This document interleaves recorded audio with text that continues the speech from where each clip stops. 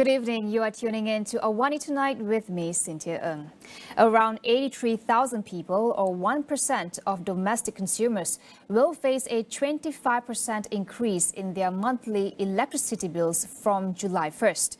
Natural Resources, Environment and Climate Change Minister Nik Nazmi Ahmad says households with high electricity usage equivalent to a minimum monthly bill of 708 ringgit will be subject to a surcharge of 10 cents per kilowatt hour.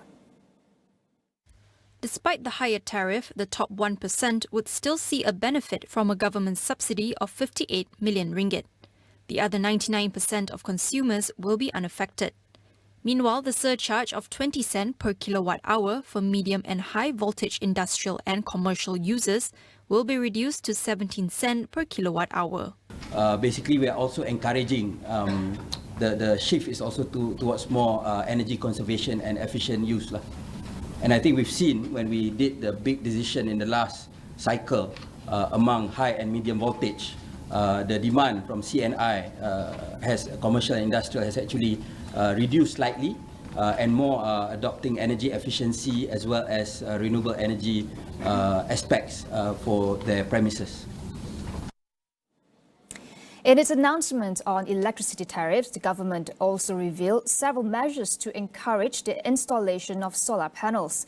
Carmelo Ferlito from the Center for Market Education assesses whether Malaysian households are ready for the transition to renewable energy. According to a study from the Clean Energy Journal in 2022, basically in Malaysia, for those consumers for whom the monthly electricity bill is below 300 ringgit, then the switch is not financially viable. So there is a more general problem on that. So probably what we need, if the government decide to gradually move away from generalized subsidies, is to use the resources that are saved in this way to address in a more consistent way the demand side for solar panels. Although, to be honest, if we look at different renewable energy and we adopt the so-called capacity factor as a measurement for the efficiency of different energy forms, solar is indeed the less efficient in terms of the percentage of time in which the system can produce energy at maximum capacity. It is less than 25% of the time. Carmelo says there must be a push for more research to ensure nationwide adoption of solar energy can be financially sustainable beyond heavy subsidies. So we have a problem of affordability of the system in itself, but then we have also a problem of efficiency of the system. So I do believe that in general, in the renewable energy conversation, there is, at least in the layman conversation, there is a little attention to the reconciliation between green sustainability, let's call it like that, environmental sustainability and financial sustainability. I think that research and development needs to move in the direction of the reconciliation of these two aspects, because if a system is not financially sustainable, then in the long run cannot be adopted in a massive scale. The hunt for 6 additional suspects linked to the Wangkelian mass graves is still ongoing. Perlis Deputy Police Chief Badrul Hisham Baharuddin says 5 Thai nationals and a Bangladesh national have been listed on Interpol's red notice. Another suspect listed on the red notice previously faced charges in the Kahanga Sessions Court in April 2022. Earlier today, 4 Thai nationals were also charged with human trafficking at the Sessions Court in relation to the case. They were extradited to Malaysia on Thursday following an order by the Thai Court of Appeal. If convicted, the suspects could face up to 15 years of imprisonment. In 2015, police uncovered 139 graves and 29 migrant detention camps at the country's border with Thailand, prompting the government to establish a Royal Commission of Inquiry to further investigate the case in 2019. The Malaysian Communications and Multimedia Commission says that it will be taking legal action against Facebook parent company Meta over its inaction in removing harmful content from the platform. According to MCMC, Meta has failed to take sufficient measures to address the issue despite repeated requests and warnings to do so. MCMC said it had reached out to Meta to remove a significant volume of undesirable content on Facebook, but to no avail. They range from race, royalty and religion defamation, impersonation, online gambling and scam advertisements. Meta's response to the problem, says the MCMC, has been slow and unsatisfactory, leading to increasing public concern and scrutiny. The lack of cooperation has left it with no choice but to take definitive steps or legal action against Meta. Meta also owns social media platforms such as Instagram and WhatsApp. Telegram had recently agreed to work with Malaysian authorities to curb misuse on its platform after meeting with the police and MCMC, despite the platform's initial opposition. The government has yet to make a decision on the price of rice at this time. Domestic Trade and Cost of Living Minister Datuk Sri Salahuddin Ayub was responding to media reports today that there would be a price hike next month due to supply shortages caused by the El Niño phenomenon. He said his ministry is reviewing the matter with the Agriculture and Food Security Ministry and will issue a statement soon.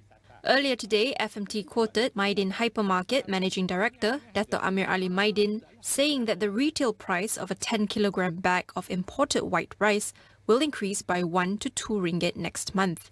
Amir claimed that suppliers have already started selling local white rice at a slightly higher price, slashing the profits of retailers. He attributed the surge in the price of local white rice to a shortage in supply caused by the recent heat wave, which impacted last season's harvest. We'll take a quick break. Stay tuned for more.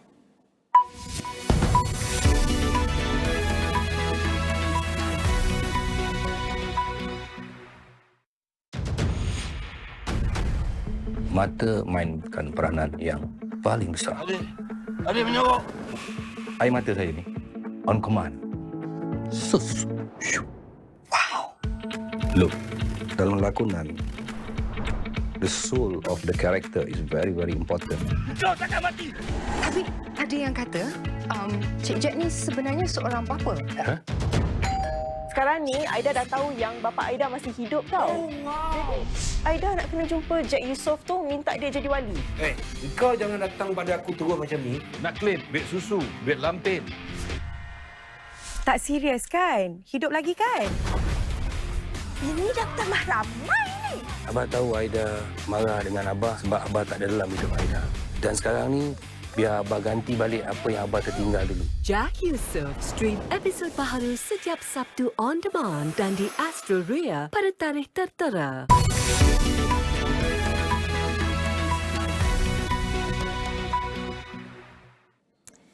Tributes have been pouring in for the 5 people now believed to have died instantly in the catastrophic implosion of the submersible they were in. U.S. officials confirmed that fragments of the submarine were discovered on the seabed about 480 meters from the Titanic shipwreck on Thursday after days of aerial and underwater searches. This morning, an ROV, or remote-operated vehicle, from the vessel Horizon Arctic discovered the tail cone of the Titan submersible approximately 1,600 feet from the bow of the Titanic on the seafloor. The ROV subsequently found additional debris.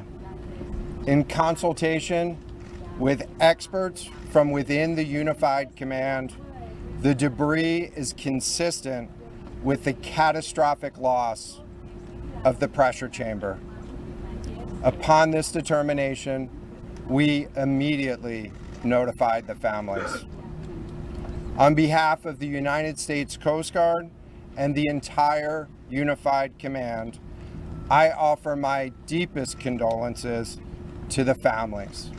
Even before the Coast Guard's press conference, OceanGate, the company that operated the dive, issued a statement saying that there were no survivors among the 5 men aboard, including the company's founder and CEO, Stockton Rush, who was piloting the Titan submersible. The 4 other victims were British billionaire and explorer Hamish Harding, Pakistani-born businessman Shahzada Dawood and his 19-year-old son Sulaiman, both British citizens, and renowned French Titanic expert Paul-Henri Nargeolet. Messages of condolences came from all around the world, including from the White House and the British and Pakistan governments. It has also emerged that the U.S. Navy originally detected an acoustic anomaly consistent with an implosion shortly after the Titan lost contact on Sunday. The incident has sparked questions regarding the safety of the Titan submersible and how private sector deep-sea expeditions are regulated.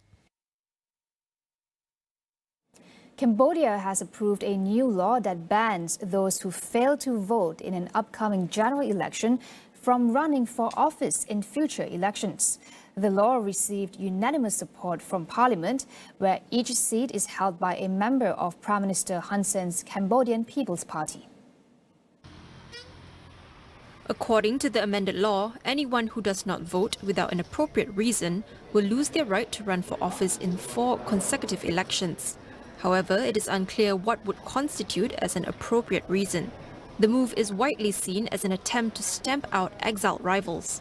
The Election Commission previously said that anyone encouraging people not to vote would be fined or imprisoned. Cambodians will head to the polls next month, with Hun Sen's party running almost unopposed after the main opposition was disqualified on a technicality. During the last election in 2018, the Cambodian People's Party won all parliamentary seats, receiving 4.8 million votes out of the 6.9 million that were cast.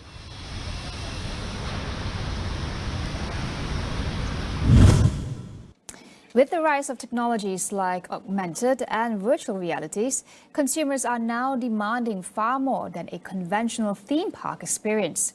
Scott O'Neill, CEO of Merlin Entertainments, the parent company of Legoland Malaysia, explores the future of theme parks and the importance of constant reinvention to stay ahead. AR and VR are alive and well, and so you'll see AR in most of our attractions, and that'll give you an experience like you'll sit in a chair and it'll give you the impression that you're on the steepest roller coaster in the world. So the AR is alive and well. It's been for some time. What AI is really offering us the opportunity is to build efficiencies in our business. And so, for example, we have an entire creative team. They're called Merlin Magic Makers, MMM, and they are they are a creative force and voice behind everything that happens. They do everything from the inception to the actual build. I was actually in one of our model builder shops just about 20 minutes from here and was with the amazing talent. Here's what AI can do. It can help us be more efficient in our design. If we wanted to name a coaster, we type in the specs and ChatGPT might spit out 20 great names. It might not get us the answer, but it gets us past that brainstorming and it gives us a platform from which to grow. I think you're going to see AI transform the world, including the world of entertainment. While digital will bring many changes to Legoland parks over the next decade, Scott says the physical experience will still be important. It is a digital universe, as you know, and as you look at the rising generation, they were coming out of the womb with a phone in their hands. And so, our opportunity is to make sure that what we call phygital, the physical and digital experience, kind of interact very seamlessly. And we do have the notion that we want people to come in this park and put their phone down and get their head up. But we think that this is an experience that you can experience all year long, whether you're inside the park and outside the park. So more things to come. We just hired an incredible chief digital officer who's going to lead the way. She is a force for good. And so I think you'll see quite a change over the next decade. That wraps up AWANI Tonight. I'm Cynthia Ng. Thank you for watching and good night.